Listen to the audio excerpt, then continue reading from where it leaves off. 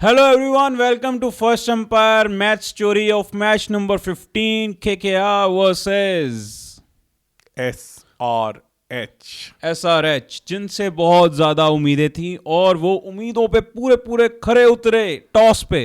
Obviously बहुत ही अच्छी strategy के साथ उन्होंने टॉस जीता एंड वही चीज़ थी वो जो जीते इस मैच में। उसके अलावा सब हर जगह हारे हैं, पर कैसे हारे हैं, क्यों हारे हैं, कौन कौन से वो की मोमेंट्स थे, बात करते हैं। पर उससे पहले मैं कहना चाहूँगा प्लीज़ आप सब्सक्राइब ज़रूर कर लें इस चैनल को, क्योंकि मैं देख रहा हूँ अभी भी हमारे 50% से ज़्यादा व्यूज़ जो हैं वो नॉन सब्सक्राइबर से आ रहे हैं, विच इज़ नॉट राइट। तो प्लीज़ यार, अगर आपको कंटेंट अच्छा लग रहा है सब्सक्राइब भी कर लो यार। 2-4 स्पॉन्सर आ जाएंगे तो हमारा भी घर चल जाएगा। Thank you so much. करते हैं सर स्टार्ट। टूटा है गाबा का घमंड। कितनी बार तोड़ोगे? रहाणे कैप्टन, वहाँ एक ऑस्ट्रेलियन कैप्टन। क्या कहना चाहोगे आप? फर्क तो पड़ा है। बीजीटी याद आ गई 21। हाँ, बीजीटी भी 19 भी सब कुछ ही याद आ जाता है कमेंट्स को देख के तो। यार pitch as expected dry wicket थी, टर्निंग विकेट थी। हमने प्रीव्यू में भी बात की थी कि मोइन अली को खिलाएंगे स्पेंसर जॉनसन की जगह, वही हुआ। बट एसआरएच ने गुगली फेंकी बिकॉज क्लियरली दिख रहा है कि head cannot ball. I was expecting कि हेड भी बॉल करेंगे being an off spinner, but they brought in Kamindu Mendis who is an ambidextrous bowler जो दोनों आर्म से बॉल करते हैं, लेफ्ट आर्म फिंगर स्पिन भी और ऑफ स्पिन भी, तो वो कवर कर गए। एंड प्लस हमने कहा था कि शायद सचिन बेबी को खिलाना चाहिए बिकॉज वो एक लेफ्ट हैंडर है, तो शायद यहाँ पे थोड़ी फ्लेक्सिबिलिटी मिले, तो वो चीज़ भी पूरी कर ली। तो काफ़ी अच्छा आज गुगली मारा एसआरएच ने। थिंग्स सही से प्लान हुई, स्टार्ट बहुत बढ़िया हुई एसआरएच की और बहुत ख़राब केकेआर की। पहले 3 ओवरों में ही 2 ओपनर्स वापस चले गए दोनों। डीकॉक को बहुत अच्छे शॉर्ट बॉल प्लान पे फंसाया बिकॉज थोड़ी सी विकेट में बॉल ग्रिप हो रही थी, तो उतने अच्छे से टाइम नहीं कर पाया डीकॉक। एंड देन नारायण के साथ जो हमने दूसरी बार देख रहे हैं कि उनको फुलर बॉल पे जिस तरह से बोल्ट ने पिछले मैच में बोल्ड किया था, यहाँ शमी ने उनको कॉट बिहाइंड करवाया। उसके बाद एक बार लगा कि शायद आज भी केकेआर फंस जाएगी, बट उस time Angkrish Raghuvanshi, young player showing maturity beyond his years, और रहाणे बिंग रहाणे, और जितने प्यारे तरीके से वो छक्के मार रहे थे, विंटेज रहाणे वाली फील आ रही थी। दोनों ने बड़े प्यार से प्रेशर को एब्जॉर्ब किया, करते करते आराम से एक टोटल को पहले एक स्टेबल जोन में लेके गए, उसके बाद दोनों ही चल बसे मतलब पहली पवेलियन की तरफ। पवेलियन की थी पहली चीज़ जो आई, ईसन अंसारी लुक्ड गुड यार, ऐसे नहीं लगे। मुझे लगता है थोड़ा उन्हें कम अच्छे से यूज़ नहीं कर पाए बिकॉज स्पिन के अगेंस्ट, मतलब एज अ कैप्टन मैंने देखा कि वो स्पिनर्स को उतना अच्छा यूज़ कर नहीं पाते जनरली। तो इवन अगर आप वर्ल्ड कप 2023 फाइनल की बात करो तो वहाँ भी सैम्पा को तो रन ही पड़े थे। तो रिवर्स स्वीप खेलने गए, कीपर पे कैच हुए, टॉप एज लग के, मतलब ग्लव पे बॉल लगी। उसके बाद हर्षल पटेल ने एक तगड़ा कैच पकड़ा अंग्रीश रघुवंशी का, और बॉल कर रहे थे हमारे कमेंडू मेंडेस, एम्बीडेक्स्ट्रस पहले प्लेयर बन गए जिन्होंने आईपीएल में खेलने वाले, जिन्होंने एक ही ओवर में दोनों बॉल्स करी, उन्होंने दोनों हैंड से, दोनों हाथ से। उन्होंने फिंगर स्पिन लेफ्ट आर्म से भी की और राइट हैंड मतलब राइट आर्म से भी की। उसके बाद मुझे लगा शायद स्पिनर्स थोड़ा कंटिन्यू करना चाहिए था, उनको हेल्प मिल रही थी, पर थोड़ा मैचअप में चले गए और वहाँ पे 2 लेफ्टी खेल रहे थे, तो इसलिए लेग स्पिनर को चौथा ओवर नहीं मिला। और जबकि हमने यूपी प्रीमियर लीग में देखा है कि वो डेथ ओवर के भी बहुत अच्छे बॉलर हैं, गुगलीज हैं उनके पास, उन्होंने काफ़ी तंग किया गुगलीज पे। बट आई थिंक शायद एसआरएच का प्लान डिफरेंट था। 14.4 ओवर पे 116 पे 4, ऐसे लगा कि अब फंस गए हैं रिंकू सिंह भी और हमारे 23 करोड़ के वेंकटेश अय्यर भी, कि ये कहानी शायद अब ऑपोजिट डायरेक्शन में जा रही है। वहाँ पे सिमरजीत को पड़ा एक छक्का और उसके बाद गेम हो गई पूरी अलग। उसके बाद 32 बॉलों में टोटल 84 मतलब 84 रन आए, और ऐसी धुनाई on a wicket which was helping bowlers, which was gripping, जहाँ पे बॉल ग्रिप हो रही थी। पर शायद एक गलती हुई कि वेंकटेश अय्यर की लंबी हाइट को और रिंकू सिंह की फिनिशिंग एबिलिटी को पहली बार डाउट कर लिया एसआरएच ने। उनको उनकी जोन में बॉल करते रहे, शॉट करते रहे, स्लो शॉर्ट बॉल्स। उन्होंने फाइन लेग मिड विकेट को बहुत प्यार तरीके से यूज़ किया वेंकटेश अय्यर ने, और जो हमारे रिंकू सिंह है उन्होंने इनसाइड आउट शॉट, हर तरह के शॉट्स खेले, और वहाँ उन्होंने एंड्रे रसल की तो ज़रूरत ही नहीं पड़ी। आप सोचो, वो सिर्फ 2 बॉलें खेलने हैं जिसमें वो 1 रन मार पाए, और टोटल चला गया 200, जो कि आराम से 20 से 30 रन अबव पार था for this kind of a wicket. क्या लग रहा था आपको हाफ टाइम पे क्या होना चाहिए?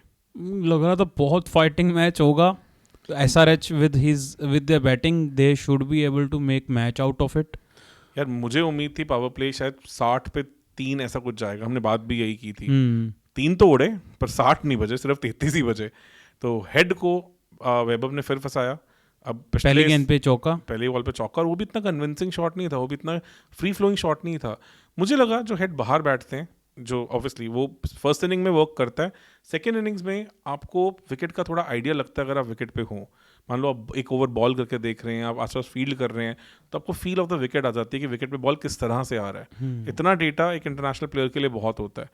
फंसने वाली विकेट थी और बहुत स्मार्टली वैभव ने किया। लास्ट ईयर फाइनल जब इन दोनों टीम्स के बीच में था, तब भी उन्होंने पहली ओवर में अपने हेड को आउट किया था पीछे कीपर पे, और वैसी सी कहानी इस बार की। और आउटफील्ड में हर्षित राणा ने बहुत प्यारा कैच पकड़ा।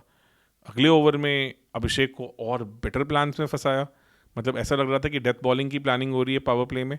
कटर मार के उनको स्लिप में कैच करवाया, जो कि एक अनकन्वेंशनल स्लिप था, रेगुलर स्लिप नहीं था। और ईशान किशन भी ड्राइव मारते हुए आई थिंक उतना अच्छा बॉल को नहीं मिडल कर पाया। जो बॉल रुक के आ रही थी उसी चक्कर में वो भी कवर्स में कैच हो गए। तो 3 विकेट्स उड़ने के बाद लग रहा था कि मैच फंस गया। पर उसी ओवर में कमेंडो मेंडिस का कैच भी छूटा एंड्रे रसल से, जो कि उनके स्टैंडर्ड के अकॉर्डिंगली बहुत इजी कैच था। नहीं तो वो over double wicket maiden over बनता, 9 रन पे 4 विकेट हो जाती। उसके बाद थोड़ा सा निकले बाहर, कमेंडो मेंडिस अच्छे लगे, पर नीतीश रेड्डी अभी भी बहुत फंसे से लगे। और जब आंद्रे रसल को लेके आए पावर प्ले के बाद, आते ही उनको अपनी विकेट गिफ्ट रैप करके दे दी नीतीश रेड्डी ने। मतलब वो समझ सा नहीं आया, शॉट चिप शॉट था क्या था, बट वो प्यारे तरीके से लॉन्ग ऑन के हाथों में गई। और उसके बाद कमेंडो मेंडिस और क्लासन थोड़ा सा लगा कमबैक हो रहा है, चीज़ें बढ़ रही हैं, बढ़िया जा रही हैं। फिर हमारे नारायण भाई कमेंडो मेंडिस को फंसा गए, उनकी आँख के बाहर लेके गए। उन्होंने खींच के मिड विकेट की तरफ मारने की कोशिश की और वो कैच आउट हो गए। और बॉल स्पिन के साथ रुक साथ भी रही थी, रुक के भी आ रही थी। तो ये क्लियरली इतनी इजी बैटिंग विकेट तो नहीं थी। उसके बाद क्लासन भी जल्दी से चले जाते। नारायण की बॉल पे अच्छा खासा एज लगा था पीछे कीपर पे, और डीकॉक ने सेलिब्रेट भी किया, बट ना एम्पायर ने आउट दिया, ना उन्होंने रिव्यू लिया, किसी ने भी उन्हें सपोर्ट नहीं किया। वो समझ नहीं आया, डिसीजन थोड़ा अजीब सा था। उसके बाद जो थोड़ी ब्रेव कैप्टनसी दिखाई रहाणे ने, जब सब बात कर रहे थे कि शायद आपको वरुण चक्रवर्ती के ओवर संभाल के रखने चाहिए, तब भी उनसे ओवर करवाया और उस ओवर में विकेट भी ली। और अनिकेत वर्मा ट्रैप में फंसे। लगता है कि थोड़ी जैसे से मैच्योरिटी आएगी, वो थोड़ी समझ भी आएगी कि इन विकेट्स पे कैसे खेलना है, कि क्या ध्यान रखना है। नो डाउट उनकी सिक्स रनिंग एबिलिटी है। इस मैच से पहले 20 बॉलों में 8 छक्के मार चुके हैं, तो वही करने की कोशिश कर रहे थे। पर जो डीप लॉन्ग लेग होता है, जहाँ पे लॉन्ग लेग के हाथों में कैच हो गया। उसके बाद कमिंस आए, आते उन्होंने एक बहुत प्यारा स्वीप खेला, हाई रिस्क शॉट था, बट चीज़ें चल रही थी कुछ। और फिर जो हमारे क्लासन भाई हैं वो अपनी फॉर्म में आ गए, 2 बहुत ही प्यारे छक्के। नारायण को लगा कि शायद ये मैच बना सकते हैं, और जब लगा कि ये मैच में कुछ जान है, फिर आए वैभव अरोड़ा और उन्होंने क्लासन को भी एक फंसी हुई बॉल में फंसाया, जो कि पिच पे पड़ के उतने अच्छे से बैट पे नहीं आई। क्लासन के आउट होने के बाद तो पता था कि मैच खत्म हो चुका है, पर वरुण चक्रवर्ती के दिमाग में कुछ और चल रहा था कि शायद एक हैट्रिक मेरे नाम लिखी है। पहले कमिंस को आउट किया और उसके बाद अगली बॉल पे उन्होंने गुगली पे आउट कर दिया, गुगली पे बोल्ड कर दिया।